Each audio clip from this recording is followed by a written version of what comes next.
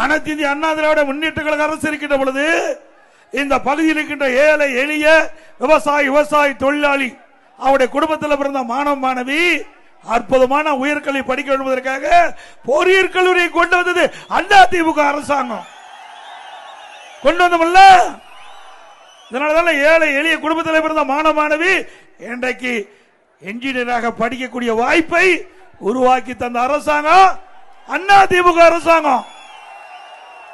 அதே போல சாதாரண குடும்பம் விவசாயி தொழிலாளி தாழ்த்தப்பட்ட குடும்பத்தில் அந்த மாணவனுடைய நிலையை கருதி இந்த கிராம பகுதியில் இருக்கின்ற மக்கள் கூட அந்த குடும்பத்தில் இருக்கின்ற மாணவ மாணவி கூட பட்டப்படிப்பு படிக்க வேண்டும், குறைந்த கட்டணத்திலே பட்டப்படிப்பு கிடைக்க வேண்டும், படிப்பு கிடைக்க வேண்டும். அரசு கலை மற்றும் அறிவியல் கல்லூரி கொண்டு வந்த அரசாங்கம் அதிமுக அரசாங்கம் கொண்டு வந்தோம்ல.